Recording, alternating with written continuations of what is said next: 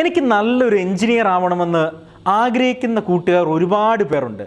ഒരു എഞ്ചിനീയറിന് ലോകത്തിന് വേണ്ടി ഒരുപാട് കാര്യങ്ങൾ ചെയ്യാനാകും. പല അത്ഭുതങ്ങളും സൃഷ്ടിക്കാൻ എഞ്ചിനീയേഴ്സിന് സാധിക്കും. നമ്മളെല്ലാവരും വാഹനങ്ങളിൽ യാത്ര ചെയ്യുന്നവരാണല്ലേ? അതിൽ കാർ ഇഷ്ടമുള്ള കൂട്ടുകാരാണ് ഏറെയും. എന്നാൽ കാർ എങ്ങനെയാണ് ഉണ്ടായതെന്ന ചരിത്രം കൂട്ടുകാർക്കറിയാമോ? The heart of automobile. ഒരു സിലിണ്ടറിൽ ഒരു പിസ്റ്റൺ ഉൽപ്പാദിപ്പിക്കുന്നതിന് ഇന്ധനത്തിൻ്റെ സ്ഫോടനാത്മകമായ ജ്വലനം ഉപയോഗിക്കുന്ന ഏതെങ്കിലും യന്ത്രമാണ് ഒരു ആന്തരിക ജ്വലനം എഞ്ചിൻ. പിസ്റ്റണിലെ ചലനം ഒരു ചക്രകലയാക്കി തുടർന്ന് കാർ ചക്രങ്ങൾ ഒരു ചങ്ങലയോ ഒരു ഡ്രൈവ് ഷാഫ്റ്റിലൂടെയോ മാറ്റുന്നു. ഗ്യാസോലിൻ അല്ലെങ്കിൽ പെട്രോൾ, ഡീസൽ, മണ്ണെണ്ണ എന്നിവയാണ് കാർ കംപ്രഷൻ എഞ്ചിനുകൾക്ക് ഉപയോഗിക്കുന്ന വിവിധ തരം ഇന്ധനം. ഇവയൊക്കെ കണ്ടുപിടിച്ചത് ഒരുപാട് എഞ്ചിനീയേഴ്സിൻ്റെ ഒരുപാട് കാലത്തെ പരിശ്രമങ്ങൾക്കൊടുവിലാണ്. 1680 ഡച്ച് ഭൗതിക ശാസ്ത്രജ്ഞൻ ക്രിസ്റ്റ്യൻ ഹ്യൂഗൻസ് അന്തർവാഹിനിയിലെ ഗ്യാസ് നിറച്ചെടുത്ത് ഒരു ആന്തരിക ദഹനയന്ത്രം നിർമ്മിച്ചു. 1807 സ്വിറ്റ്സർലാൻഡിലെ ഫ്രാൻകോയിസ് ഐസക് ഡെവറസ് ഒരു ആന്തരിക ദഹനയന്ത്രം കണ്ടെത്തി. അത് ഇന്ധനത്തിൽ ഹൈഡ്രജനും ഓക്സിജനും ചേർത്ത് ഉപയോഗിച്ചു. റിവേഴ്സ് തൻ്റെ എഞ്ചിന് ഒരു കാർ ഡിസൈൻ ചെയ്യുകയും ചെയ്തു.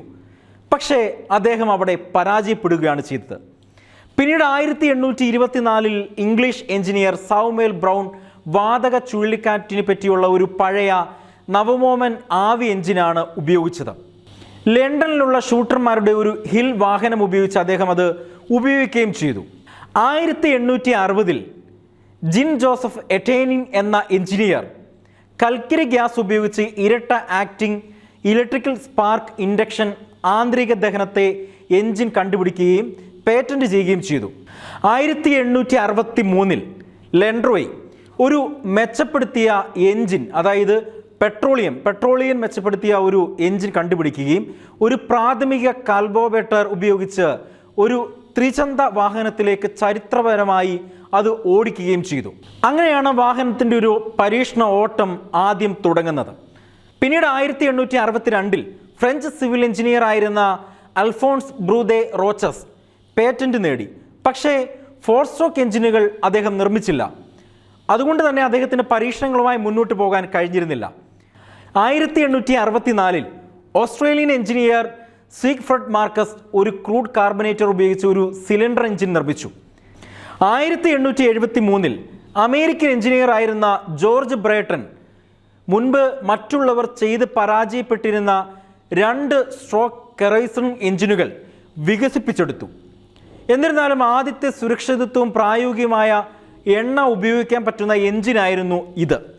പിന്നീട് 1866 ജർമ്മൻ എഞ്ചിനീയർമാരായ ഇഗൻ ലെഗൻസ്, നിക്കോള ഓഗസ്റ്റ്, ഡി റേച്ചാസ് എന്നിവരുടെ രൂപകൽപ്പനയിൽ കൂടുതൽ മെച്ചപ്പെട്ട ഗ്യാസ് എഞ്ചിനുകൾ കണ്ടുപിടിച്ചു.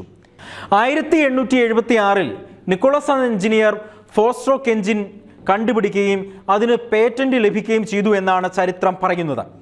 1876 ആദ്യത്തെ വിജയകരമായ 2 സ്ട്രോക്ക് എഞ്ചിനാണ് സർ ഡഗ്ലസ് ക്ലാർക്ക് കണ്ടുപിടിച്ചത്. ഇത് വലിയ മാറ്റങ്ങൾക്കാണ് ഉടലെടുത്തത്. 1883 ഫ്രഞ്ച് എഞ്ചിനീയർ എഡോർ ഡെല്ല സ്റ്റൗ ഗ്ലാസ് ഓടിക്കുന്ന ഒരു സിലിണ്ടർ 4 സ്ട്രോക്ക് എഞ്ചിൻ നിർമ്മിച്ചു. ഈ എഞ്ചിനീയേഴ്സിൻ്റെ തുടക്കങ്ങളെല്ലാം തന്നെയും വളരെ പരാജയം നിറഞ്ഞതായിരുന്നു. എങ്കിലും അവർ തങ്ങളുടെ പരീക്ഷണങ്ങളുമായി മുന്നോട്ട് പോവുകയാണ് ചെയ്തത്. എഞ്ചിനീയർ ആകുന്ന ഓരോ കുട്ടിയും സമൂഹത്തിന് വേണ്ടി ഒരുപാട് കാര്യങ്ങൾ അവന് ചെയ്യാൻ കഴിയും. ഓരോരോ കണ്ടുപിടുത്തങ്ങൾ നാളെയുടെ സൃഷ്ടികളായി മാറും. വരും തലമുറകൾക്ക് നിങ്ങൾ കണ്ടുപിടിച്ച ഓരോ എഞ്ചിനീയറിംഗ് വിസ്മയങ്ങളും ഉപകാരപ്പെടും. മറ്റൊരു വീഡിയോയുമായി വീണ്ടും കാണാം.